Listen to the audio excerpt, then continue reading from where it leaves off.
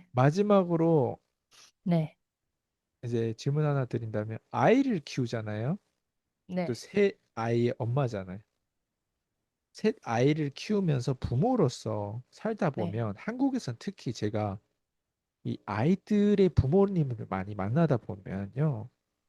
아이들에 대해서 미안한 감정을 많이 가지고 있어요.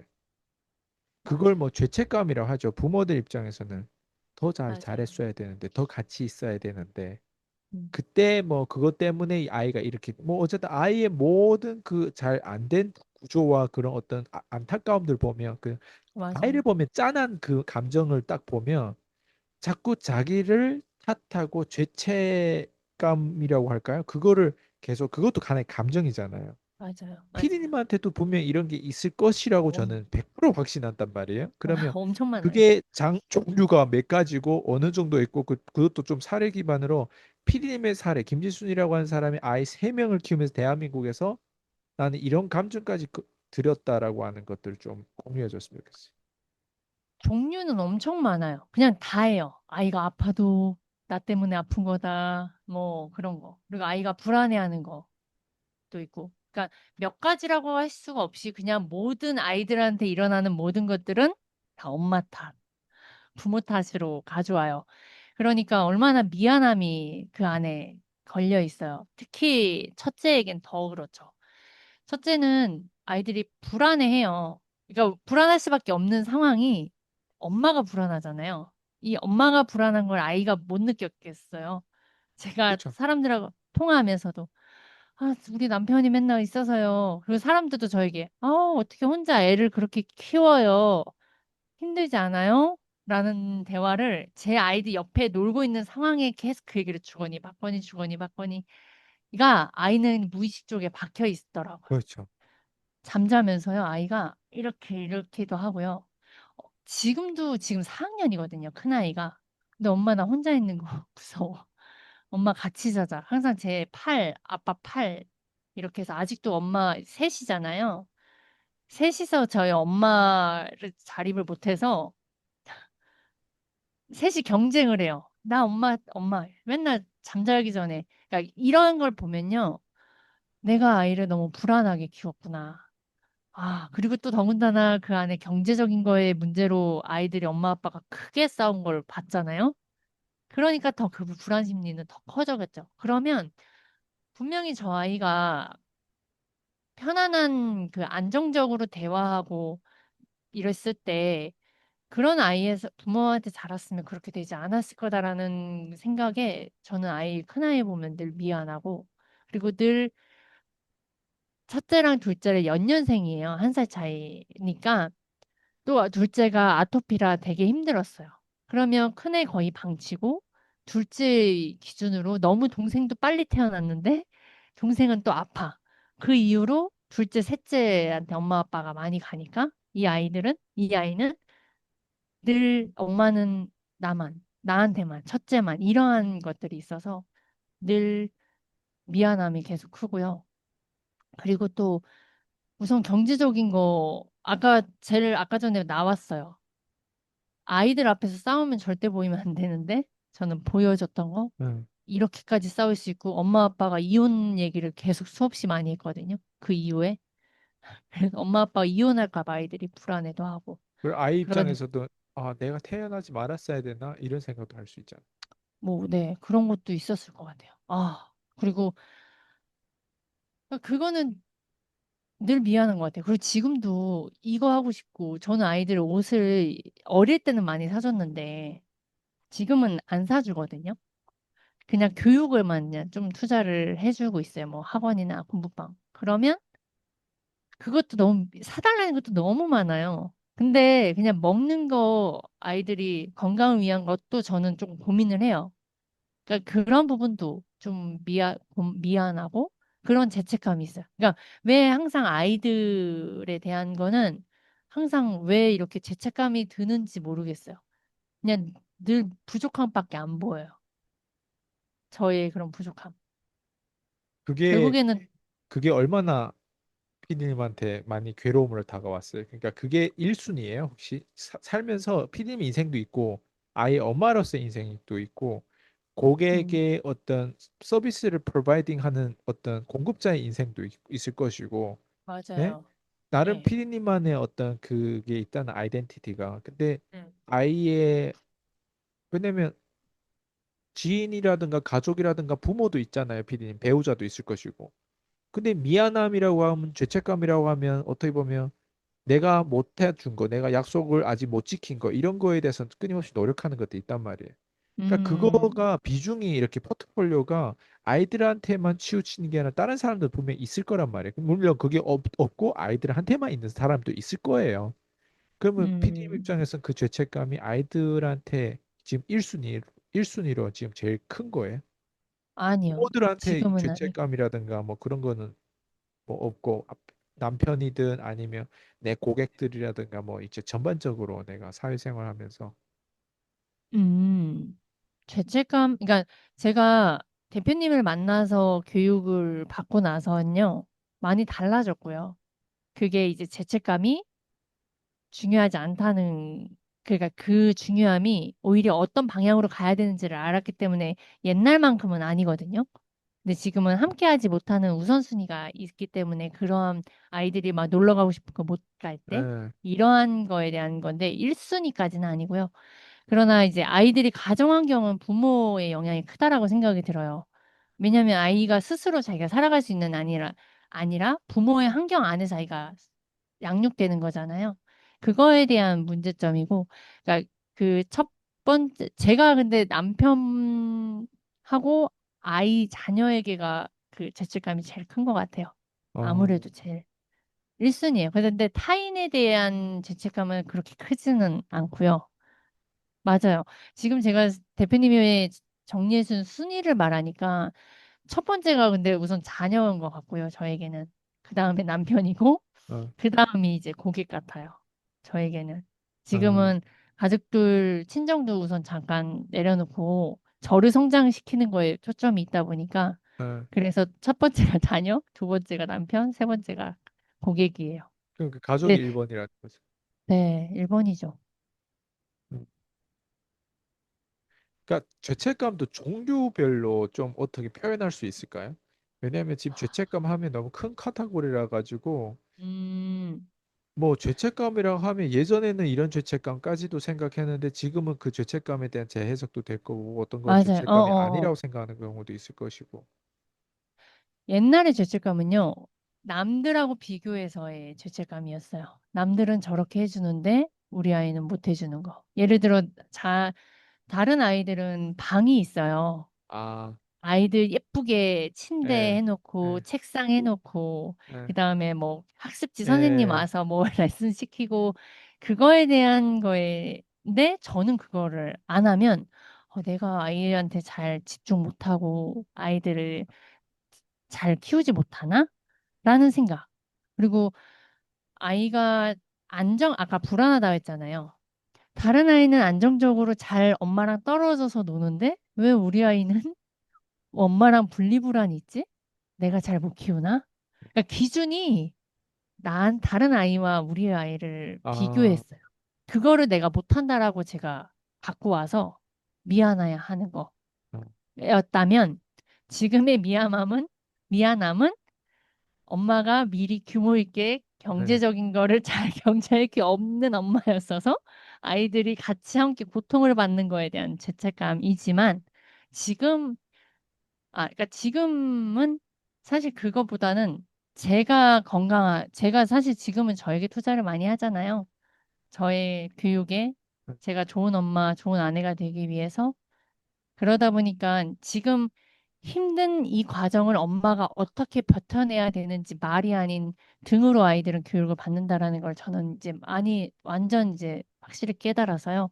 그 죄책감을 감정으로 가는 게 아니라 엄마가 그 힘든 와중에도 이렇게 성장하고 있고 이렇게 돈을 벌어오고 있고 그 가정에서도 너에게 교육을 시킬 수 있다. 그리고 네가 어, 지금 이렇게 공부를 잘하고 있다는 건 엄마가 너를 교육시켰기 때문이다. 그리고 제가 교육을 메타인지를 배웠고, 메타인지를 배운 후 아이들을 받아쓰기라던가 이걸 메타인지를 그냥 자연적으로 복제가 돼요. 너가 뭘 알고 뭘 모르는지. 아이가 똑같이 그걸 하면서 큰아이가 상위권에 있거든요. 그러니까 뭐 오, 공부를 잘한다고 잘한 게 아니라 그렇게 저는 공부를 잘 못했던 엄마가 아이를 그렇게 가르칠 수 있었다는 건 제가 교육에 투자를 했기 때문에 그게 진짜 그래서 못했다는 감정으로 제가 나오지 않고요. 오히려 저에게 투자하는 게 저는 아이들한테 다 간다라고 생각이 들어요. 제가 기분이 좋은 게 아이한테 좋은 에너지로 가는 거고, 아니, 좋은 건 아이한테 주고 싶은 마음이 부모 마음이잖아요. 네. 그래서 지금은 그렇게 변화됐어요. 그래서 죄책감보단 저는 저에게 운동하고 제가 건강하는 건 다 아이한테 갑니다. 네. 그건 하나 좋은 뉴스인 것 같아요. 예, 좋은 지금의 어떤 뉴스예요. 확실하게 변화된 건 피디님 과거에는 그 부정적인 이면에 대한 것들을 다른 사람과 비교하면서 장점을 보는 게 아니라 내가 맞아요. 잘난 거를 보는 게 아니라 내가 못난 거를 보다 보니까 끊임없이 나와 아이에 대한 관계부터 시작해서 나의 심리가 괴롭힘을 당했다면 네. 지금이라고 했을 때는 좀 더 아이한테 내가 어떤 상관관계로 내가 잘한 부분을 보면서 네, 그 아이의 지금 어떤 결과에 또 네. 연결되고 또 그거를 하나의 결국에는 아이하고에 대한 협력 관계가 좀 장점에 대한 부분들을 보고 지금 가는 거잖아요. 네. 그 맞아요. 관점이 장점을 볼 거냐 단점을 볼 거냐 남들보다 못한 걸 볼 거냐 남들보다 잘하고 나의 독창성을 볼 거냐 이 차이가 지금 PD님을 덜 괴롭히고 네. 피고 있다라고 하는 느낌을 받았거든요. 네. 네. 그러면 그게 어, 관점이 단순히 거기에만 변화됐어요? 아니면 부부 관계라든가 고객 관계에도 지금 변화된 것 같아요? 이거랑 같아요. 부부 관계에서도 바라기만 했었거든요. 제가 힘들었잖아요. 보상 심리로 남편한테 계속 왜 이걸 안 해주고, 왜 내 마음을 몰라주고, 왜 자기도 힘들다고만 생각하냐. 막 이런 마음이었어요. 그러니까 내 마음은 그래도 나도 아내로서 남편을 잘해주고 싶고, 남편 잘한다 칭찬해주고 싶은데 그런 여유가 안 되니까 날 먼저 줘. 그럼 내가 너한테 줄게. 이런 마음이었다면 지금도 남편한테 막 그때처럼 남편 막 밥 챙기고 옷 챙겨주고 이러지 않거든요. 오히려 저는 저대로, 남편은 네. 남편대로 하는데 남편이 진짜 많이 변했어요. 그러니까 예를 들어 저를 더 많이 존중해 주고요.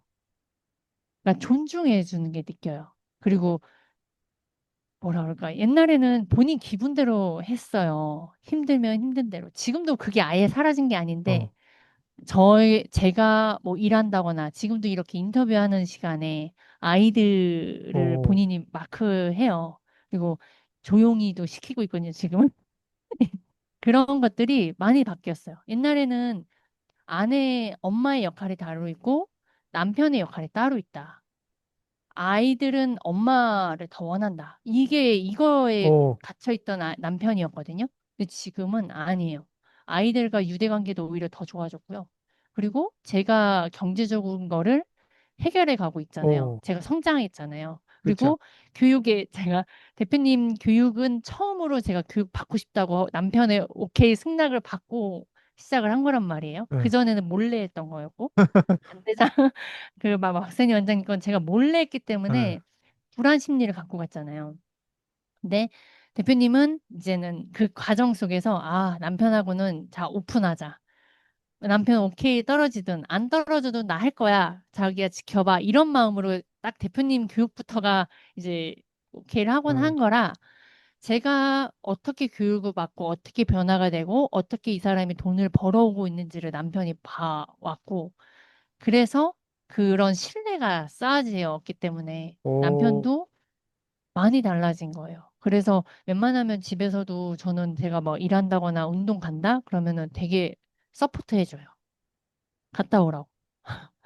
그래서 이제 아이들도 같이. 엄마 운동 안 가? 뭐 이런 식으로 뭐 이거는 엄마 완전 PD님의 정체성이고 PD님의 사례인 것 같아. 네, 와, 이거는 스토리가 PD님이 이런 시나리오를 영화로 만들려고 해도 드라마로 만들려고 해도 어려운 것 같아. 이건 PD님 직접 겪었잖아요. 근데 맞아요. 그거를 경제적으로 또 실제로 해놔서 남편의 네. 존경도 받을 수 있다라고. 그럼 피디님 생각에 남편이 먼저 바뀌었어요? 피디님 먼저 바뀌니까 다 바뀌어져요. 제가 먼저 바뀌었죠. 전 그래서 확신해요. 그게 내가 바뀌면 포인트잖아. 다 바뀐다. 맞아요. To change, you gotta change. 이거야. 예, 맞아요. 근데 요 시점에서 피디님 꼭 40대 여성한테 메시지를 꼭 전달해 줬으면 좋겠어요. 왜냐면 음. 네. B님처럼 시달리고 있는 사람도 있고 부부관계에 있어서 항상 자꾸 잣대를 상대방한테 둔단 말이에요. 아, 우리 음. 남편은 저렇게 유능하지 않아. 우리 남편은 뭐 나를 서포트를 하지 않아. 예, 우리 남편 나를 예. 존중하지 않아. 우리 남편은 나를 자꾸 까. 우리 남편은 뭐 이렇고 우리 애들은 뭐 이렇고 우리 뭐 B님 좀 그 부분에 대해서 그만 좀 아가리 닥치고 내 말 좀 들어 해서 좀 메시지를 좀 제대로 40대 아, 여성들한테 이미 결혼했고 이미 힘들고 이미 결혼할 여성들이 앞으로 자기의 어떤 브랜드, 자기의 몸값을 지키기 위해서 돈을 버는 여성으로서 일 잘하는 여성으로서 좀 한마디 해주세요. 맞아요. 그러니까 그거 같아요. 정말 40대 우리 애 키우는 엄마들 진짜 힘들어요. 인정해요. 그리고 학교에서 어떻게 이 아이가 어떤 아이인지도 우리는 몰라요. 근데 중요한 건 자기 자신은 자기가 더 몰라요.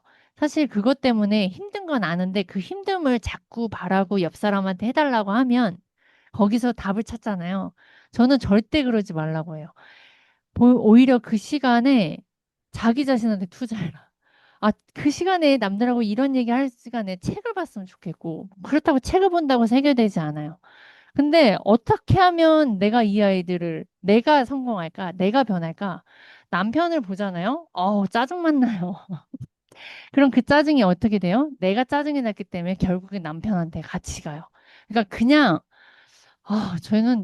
저가 변했던 제 핵심은 봐버렸어요. 제가 뭐라 그러지? 남편을 밝힐 수 없다는 거. 근데 남편 입장에서 한번 보잖아요?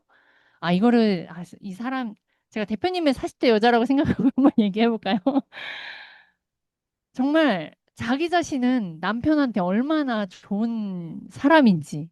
왜 어, 자꾸 자기만 받을 생각을 하고, 응. 저도 남편한테 너 왜 나한테 이렇게 해? 자기야, 왜 나 힘들게 해? 근데 반대로 역으로 자기가 돌이켜보면 자기도 알걸요? 자기가 남편을 힘들게 괴롭히고 있다라는 걸 알아요. 알고 나중에 싸우고 후회해요. 내가 왜 그랬지? 근데 다시 또 원점으로 또 싸우고 해요. 또 그래요. 이게 끝이 나지 않기 때문에 짜증이니까 결국엔, 저는 안 되는구나. 남 탓을 해버리는 거거든요. 그게. 결국엔 끝이 안 보이고 해결이 안 나니까. 근데 결국엔 자기 자신 안에 그게 다 있다라는 걸 본인이 깨닫고 알아야 돼요. 그러면 남편한테 갔던 시선이 나에게로 와버리고, 결국엔 내가 만약 친구들 만나서 기분 좋아졌어요? 한 사례로. 내가 만약에 스트레스를 푸는 누군가를 만나서 갔다 왔어요? 그러면 그 남편이 뭐라고 얘기해도 웃으면서 넘어갈 수 있어요. 근데 내가 짜증이 났어요. 누구랑 싸워서 들어왔어요. 남편이 똑같은 행동을 했음에도 나는 짜증이 나서 남편 탓을 하거든요. 거기에 답이 있어요. 내가 기분이 좋고 내가 상태가 괜찮으면 문제가 되는 게 아니거든요. 그러니까 문제의 원인은 내 안에 나를 컨트롤하지 못했기 때문이니까 정말 남 탓하지 마시고 결국엔 자기 안에 있고, 그리고 이 말이 어떤 누군가는 짜증 날 거예요. 무슨 자기가 나를 어떻게 한다고 이런 말을 하라고 하겠지만 반대로 이게 얼마나 은혜로운 말인지 감사한 말인지 나만 바꾸면 된다는 거가 얼마나 기쁜 건지 아세요? 그렇죠. 상대를 바꾸라고 하면 전 너무 너무 힘들 것 같아요. 근데 이걸 깨닫고 나서 너무 감사했어요. 와, 나만 바뀌면 모든 게 바뀌어? 예를 들어 내가 A를 만났을 때 정중히 인사하면 상대방 A도 정중히 인사하거든요. 근데 내가 정중히 인사했는데 상대방이 C일까요? 그럼 얘가 개새끼잖아요.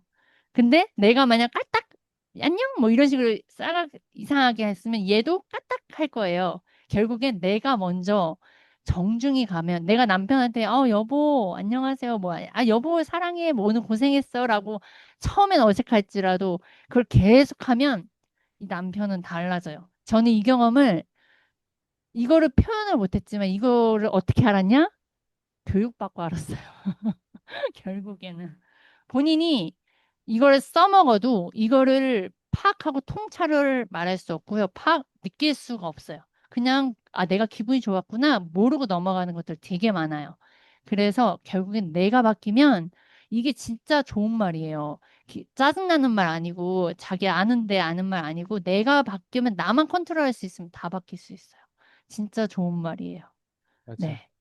심지어 그냥 진짜 저도 내가 바뀌니까 내가 바뀌니까 내 고객도 바뀌더라고요. 어, 내가 바뀌니까 내 고객이 바뀌는 것도 여러 가지더라고요. 내가 바뀌니까 기존의 고객 안 바뀔 놈들을 내가 버릴 수 있더라고요.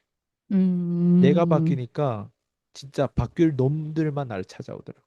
음, 그러니까 역시, 내가 바뀌니까 맞아. 거기에 맞는 회의도 충분히 할 수 있는 사람들만 찾아오고 그전에는 내가 안 바뀌니까 그 사람들을 어떻게 해서는 바뀌는 게 내 직업이었다면 근데 내가 바뀌어버리고 나의 카리스마가 바뀌어지고 나의 리더십이 바뀌어지고 음, 내가 그냥 바뀌어지다 보니까 그냥 세상을 모든 것들을 착착착 맞춰가지고 내가 보는 힘이 생기더라고.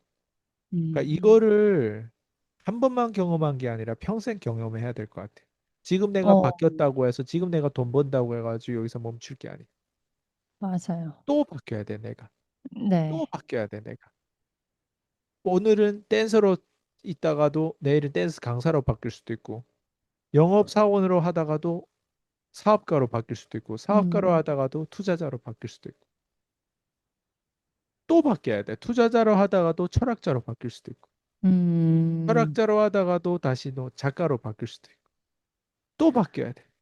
내가 바뀌면 내가 나눔에 대한 어떤 소통의 법, 소통도 고객들하고 소통하는 거, 사람들한테 잠재 고객들한테 나를 마케팅하고 보여주는 것도 끊임없이 그 진솔함과 그 진정성도 계속 내가 바뀌다 보니까 그 내 원고도 더 맞아. 미묘하게 디테일하게 그 사람들한테 다가가더라고.